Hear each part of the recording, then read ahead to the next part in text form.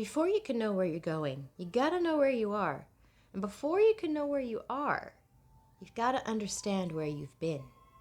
Ooh, deep.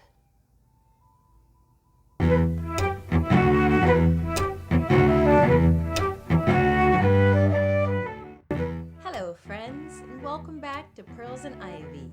It's me, Sara. This is episode 2 of my channel, and that is very exciting, simply for the fact that I'm sticking with it. So I was thinking about where I wanted to go with this next episode, and I realized that before I can get a good grasp on where I'm starting from, I think it's really important to just take a look back at this last year. There is a lot to unpack. I'm going to try and do it in as concise a manner as possible. Concisely? Is that a word? So, to make a long story short, I'm going to break it down by giving you the top 3 lessons I learned in what I call the year I fell apart. So, here we go with lesson number 1. Sometimes you've got to let your old self die to make space for the person you're becoming. We change every single day, and most of the time we don't even realize it. Every morning we wake up and we're a new version of the person we were the day before. It's just a natural part of being human. Sometimes it's good changes, sometimes it's bad changes. Either way, it's an evolutionary step in our process. And then some days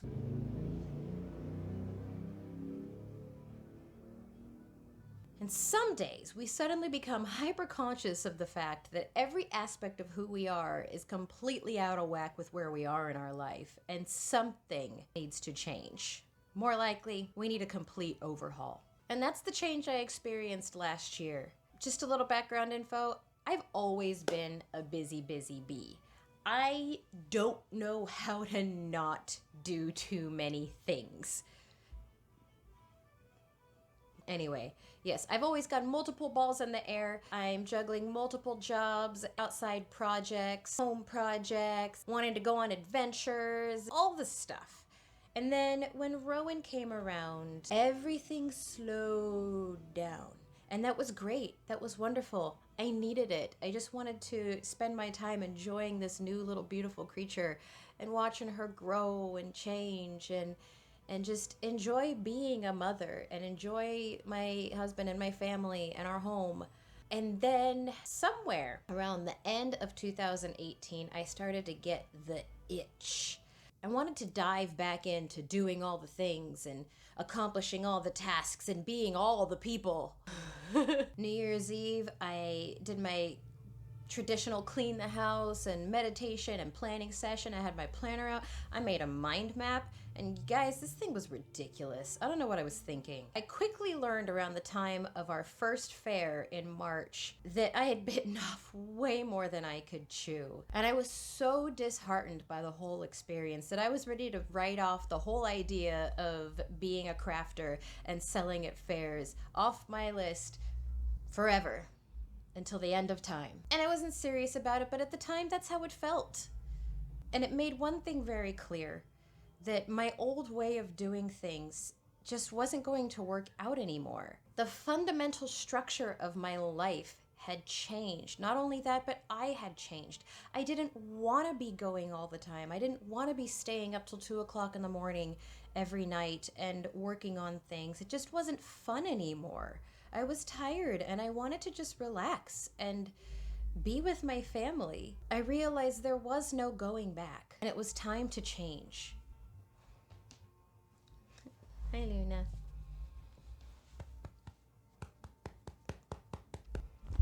Ah. Do you have to go potty? Okay, come on. And I understood that the first step to that was saying goodbye. To intentionally, consciously decide to let the old version of myself go and allow myself time and space to figure out who I am in this new existence, in the context of the life that I have now. And when we go through a change like that, it can be incredibly scary. I think we sometimes identify with our behaviors and our habits and just our way of being. And when we decide to let go of that, it can feel like a loss of self. Sometimes it can even feel like grief, which is definitely what I experienced. I was lost, confused, and so sad.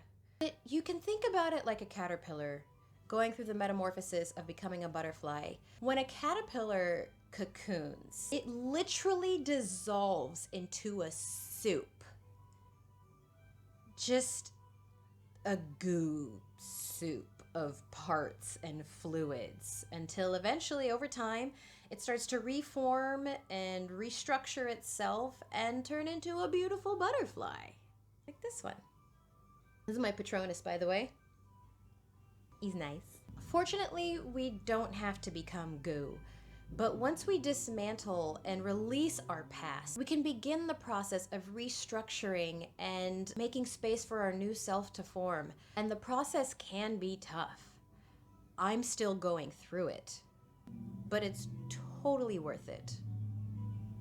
Lesson number 2, honor the season you are in. Just like nature, we go through seasons. We are part of nature, it makes sense. And we don't go through a structured 4-season cycle, winter, spring, summer, fall. We're constantly cycling through different chapters of our lives and different chunks of time where sometimes we're more active, sometimes we're more slow, sometimes we're pursuing a dream, sometimes we're just settling into where we are. Each one carries its own very specific energy. Now, it's going to get a little woo-woo right now, so tune out if you want, but there's valuable information here. I love numerology, and I discovered that 2019 was my personal year of 9. We go through 9-year cycles, and it all depends on your birth date, and there's math involved. Look it up, and you can play around with it if you want. It's super fun. Anyway, so last year was a 9 for me, and 9 is all about reflection, review, closing the door on things that no longer fit your life. It's all about endings. And yet I had the brilliant idea that I was going to start a blog. I thought it would be perfect. I can work on it at home. A lot of other moms do it. I can incorporate all my interests and talents. It'll be perfect. It wasn't perfect. I became obsessed with the idea of making it happen and making it super successful. I was giving myself only 6 months to replace my income, make it a viable work option. That's not a lot of time. I slipped right back into my old ways, right back into the doing, going. If I'm not constantly working towards something, then I'm failing at life. And I became resentful. I became exhausted. I wasn't taking care of myself. My patience was just non-existent. I've always been a very patient person, but it was just out the window. The thing that I learned, and it took me a while to figure it out, I wasn't supposed to be starting a blog right then. I just should have been sitting with myself. I should have been just being with my family, reflecting on the last 10 years, reflecting on this past me that I let go of, and really trying to look into who I am and who I want to be. I should have been honoring the season that I was in, and I wasn't, and I paid for it dearly. And just because I'm curious, I'm going to ask, what season are you in right now? Let me know in the comments down below. We'll talk about it. Lesson number 3. Sometimes you just gotta let yourself be sad. I'm probably gonna get a little emotional just saying that, but it's true. After all the pushing and the pressure I put on myself to reach these completely unreasonable expectations, I just went into a spiral. Anxiety and depression hit, and I was avoiding it at all costs. I just figured if I just push harder, if I just make this thing happen, then I can snap out of this funk that I'm in. And once again, I was not honoring the season I was in. It got so bad, I didn't even know how bad it was until I went to see one of my favorite spiritual speakers, Gabby Bernstein. She came to Sacramento, and I was so excited to go see her, and I thought, this is it. I'm gonna go see her, and this is gonna break me out of this funk. She's gonna snap me back to life, and I'm gonna come out of it with so much motivation and energy, and I'm gonna accomplish all these things. So I went. And she was amazing. And surprise, surprise, at the end of it, I felt even worse. At first I wanted to blame her. I wanted to say, "Oh, everything she said was just bad. It was bad." No, it wasn't. It was amazing. But what it did, it shined a light on just how disconnected I was from my own emotions, from my own season and my own place, my own heart. I was hurting, and all I was doing was trying to fix it. After a little time and thought and journaling and talking, I realized, you know what? Screw it. I just gotta be sad right now. Every once in a while, I would try to pick up a motivational book. I bought Gabby Bernstein's book. I bought a couple of other really inspirational books by awesome women. And every time I tried to open one of those books, I would get a few words in and just be filled with rage and want to throw it across the room. Why? I wasn't ready. I wasn't ready to try and fix this. I wasn't ready to move forward. There is no fixing it. I had to go through it. I had to allow myself to be sad. There's this whole positive vibes only trend going around.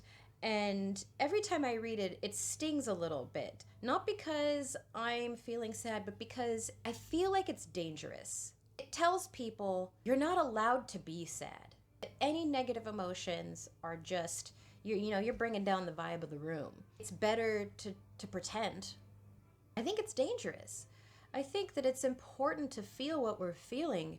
Towards the end of the year, I actually cut off social media to just clear out the clutter, so I could actually sit with my own emotions and figure out where they're coming from and just let them run through me. Sometimes you just gotta let stuff flow through you so it can flow out of you. I didn't try to fix it. I didn't try to make myself feel better.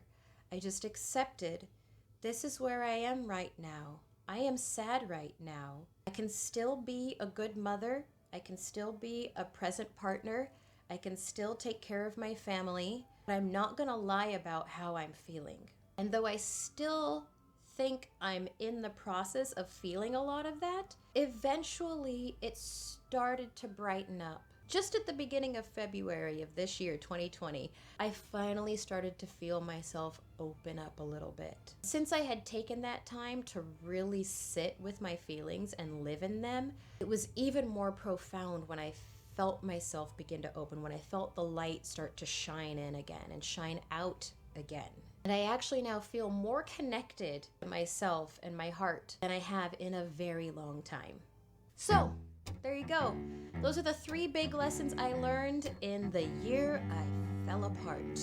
Any of these lessons have been helpful to you, leave a little heart down in the comments below. I'd love to talk to you. I'd love to get to know you all. This is all about community. This is all about sharing. I don't want to just be talking to myself up here. Let us support one another and get through this together. If there's someone you know who could benefit from any of this, please share it with them. That's what this is all about. Thank you for being here. Thank you for listening. I love you all. Like, subscribe, do all the things. And yeah, have a beautiful day. See you next time. Let's find the light. Let's find the light. Achoo!